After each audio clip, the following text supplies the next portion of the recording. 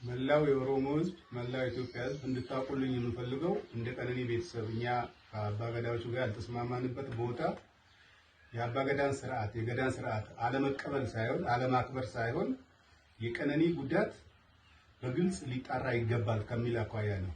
ፊቷን እንደዛ ያደረገው የደረሰባት ጉዳት መጠንና ጥልቀት መታወቅ አለበት። በጎጂው በኩል እየተባለ ያለው አልገደልኩም ግን ጉማ ከፍላለሁ የሚል ስለሆነ እሱን ጉማ አንቀበልም ልጃችንን ጉማ አንበላም ነው ያለው። እኛ ያለው ይሄንን ነው። ከዛ ውጪ እዛ እንትን ላይ የተገኘው ያልተገኘንበት ምክንያት ይሄ ነው። ሌላው ቤት አለን። ቤታችን ሁለቴ መጥተዋል። የተነጋገርነው አለ። ከመሐላ በፊት መጣራት ያለበት ነገር አለ ብለን አመልክተናል። አጣርቼ መለሳለሁ ነው ያሉ። መጨረሻ ላይ ግን ያሉት አባገዳው ወደ መሐላ ነው የሚሄደው ከመሐላ በኋላ ነው ያሉት። እኛ ያንን መሐላ አልተቀበለም እንደ ቤተሰብ።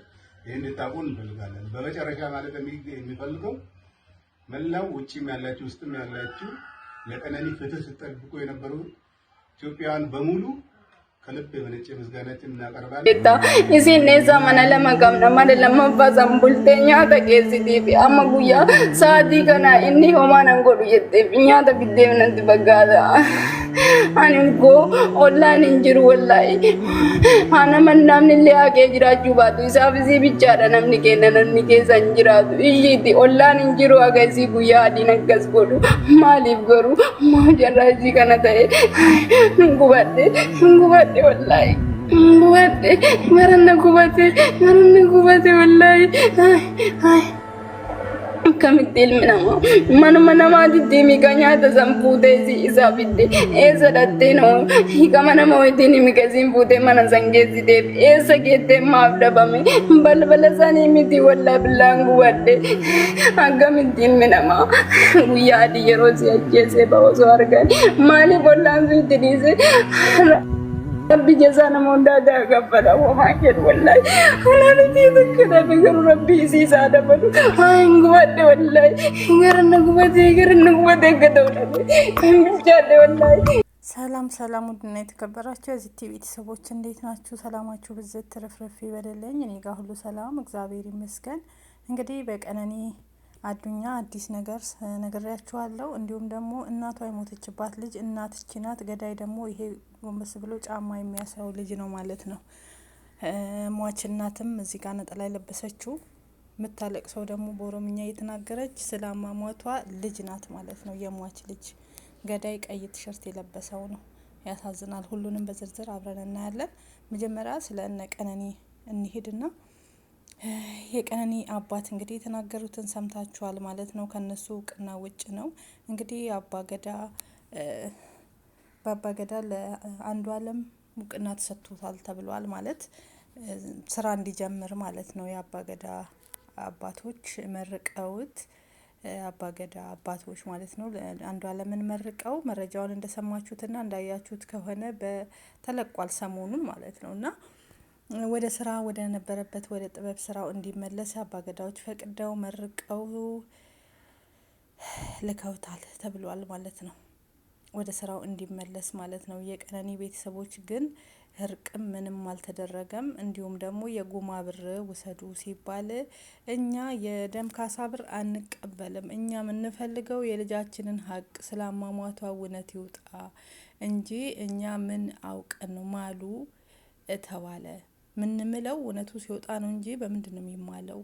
ያው አባትየው እንደተናገሩት ማለት ነው። እንግዲህ በአባገዳ ስርዓት ላይ ብቻ ከባድ ነው ነገርየው ማለት ነው። እንደሰማችሁት አባትየው የቀነኒ ወላጆች የሚሉት እኛ አባገዳን ስርዓትን አለማክበርና ሽማግሌ አለማክበር አይደለም። 2 ጊዜ ቤታችን መተዋል። ይሁን እንጂ ስለ ልጃችን አሟሟት እውነቱን ካወቅን በኋላ ነው የምንታረቀው። እኛ ጉማ አንበላም። እነሱ ደግሞ እያሉ ያሉት ጉማ ብሉ ማለት በቃ ታረቁ፣ የደም ካሳ ይሰጣችሁ። እኛ ደግሞ የልጃችንን የደም ካሳ አንበላም፣ ብር አንፈልግም፣ የልጃችንን እውነት እንፈልጋለን። ማንገድላት እንዲገደል ኢስላም ማሟቷ ትክክለኛ መረጃውን ማወቅ እንፈልጋለን ነው። እውነታቸውን ነው። ስለዚህ አልገደልኩም ካለ ብር መስጠት ምን አስፈለገ? በሱ እጅ ከሆነ ህይወቷ የጠፋው ማለት ነው። አንዱ አለም ከደሙ ንጹህ ከሆነ እኮ ብር መስጠት አያስፈልግም። እጁ ካለበት ደግሞ ብር ብቻ ሳይሆን እውነቱንም አምኖ ይቅርታ መጠየቅ አለበት፣ ፋይሎቹ እንዲዘጉ ማለት ነው። እና ስለዚህ እነሱ ደግሞ ያው ለኢትዮጵያን ሕዝብም እንግዲህ ምስጋና እስካሁን ድረስ ስለ ቀነኒ ስትጨነቁ ለነበራችሁ በማለት ምስጋና አቅርበዋሉ። እንዲሁም ደግሞ እነሱ እንዳልታረቁ እነሱ ምንም አይነት እርቅ እንደሌላቸው እውነቱን ከአንዴም ሁለቴ ወጥተው አስረግጠዋል ማለት ነው የቀነኒ አባት። ምክንያቱም እኛ የደም ካሳ ሳይሆን ፍላጎታችን ስለ ልጃችን አሟሟት ሀቁን እንዴት ሞተች በሞተች እውነቱን ማወቅ አለብን፣ የልጃችን ሀቅ ይውጣ ነው የሚሉት እነሱ። ትክክል ናቸው። ጉማ መብላት ማለት አንድ ሰው እኮ ካሳ የሚከፍለው ያን ነገር አድርግ ያለው ይቅርታ። ለምሳሌ አንድ ሹፌር አንድ ከብት ገጭቶ አንድ በግ ቢገጭና እንትን ቢል አልገጮም ብሎ ክዶ ግን አልገጮም ብር ልክፈል አይባልም። አዎ እውነት ነው ገጭቻለሁ እና ካሳውን ብሎ ይከፍላል። ለምን አምኖ ይቅርታ ይጠይቃል። ይሄን ነገር ይሄን በግ የገደልኩት እኔ ነኝ፣ ስለዚህ የበጉን ዋጋ ደግሞ ግምቱን ሰጥቶ ይቅርታ ጠይቆ እርቅ ይፈጥራል። አንዱ አለም ደግሞ አላደረኩም ግን ብር ልስጣችሁ። ይሄ ምን አይነት ነገር ነው? በጣም ያሳዝናል። ለማንኛውም የቀነኒ ደም ውሻ ደም ሆኖ ቀርቷል። ብትወዱም ብትጠሉም ማለት ነው። አንዱ አለም ወደ ስራው ሊመለስ ነው። ሰምታችኋል ከአባት አንደበት እንደሰማችሁት ሁሉንም ነገር ማለት ነው። በጣም ያሳዝናል። በጣም ልብ ይሰብራል። የእሷ ብቻ አይደለም የትዝታም ነገር በእንደዚሁ አይነት ነገር እየተደረገ ነው። ስለ እቺ ልጅ ደግሞ የምታለቅሰውን ልጅ ደግሞ ስለ እሷ ልንገራችሁ። አባ እና ልጇ ነው እንግዲህ እኛ ባል ፍቅረኛ ገደለ የምንለው ልጅ እናቱን እየገደለ ነው። ስለዚህ ጭካኔ ዘመን ላይ ደርሰናል። እቺ የምታለቅሰው እንግዲህ እናት ናት። ልጅቷ ምን እያለች ነው? ሁለት ቤት ነው ያለን። የመጀመሪያው መረጃ የተሳሳተ ነው። ያለን ሁለት ቤት ነው። መጀመሪያ ልጁና አባት የለንም። እናቴ እና ልጁ አንድ ቤት ይኖሩ ነበረ። አንድ ቤት እየኖሩ እያለ ልጁ እየጠጣ እየሰከረ እየመጣ እናቴን ጥቃት ካላደረግኩሽ ካልወጋውሽ እያለ ያስቸግራታል። ከዛም እየፈራች ይደበድባታል። በዛም ትፈራና ሂዳ ለዛኛው ቤት ሌላ ቤት ታድራለች። ከዛ ምግብ ልሰጠው ምግብ ይዛለት መጣች። ከዛ ከምትኖርበት ቤት ከሌላው ቤት ይሄኛውን ቤት ለልጇ ለቃለት ነው የወጣችው።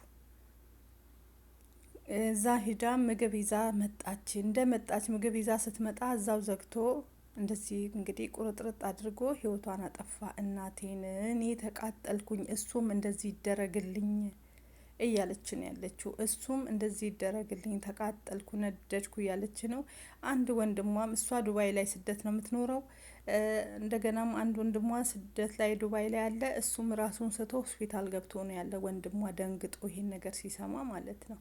በጣም ያሳዝናል። እንግዲህ ይሄ ነው የመጨረሻው ዘመን ላይ ስለሆነ ልጅ በእናት እናት በልጅ የሚጨከንበት ዘመን ደርሷል። ስለዚህ እኛ ስለ ፍቅረኛ ስለ ባልና ሚስት ምናምን ሌላ ትርፍ ቀርቶ ሲገዛ ስጋ ብላ አምጣ የወለደች ወላጅ እናት፣ በዛ ላይ ይሄ ልጅ በጣም ትንሽ ልጅ ነው እንደምታዩት፣ ትልቅ ልጅ አይደለም። እንግዲህ ይሄ ነው እችን የምታሳዝን ምስኪኗን እናት ቆራርጦ እቤት ውስጥ ቀብሮ እንዲሁም ደግሞ እንግዲህ እስከ ሳምንት ድረስ ሸቶ አካባቢው ሲሸት ነው ፖሊስ ገብቶ ምንድን ነው የሚሸተው ብሎ በሚፈልግ ጊዜ የእናትየው እጇ፣ እግሯ፣ የተለያየ ነገሯ ተቆራርጦ ተገኘ ቤት ውስጥ ተቀብሮ።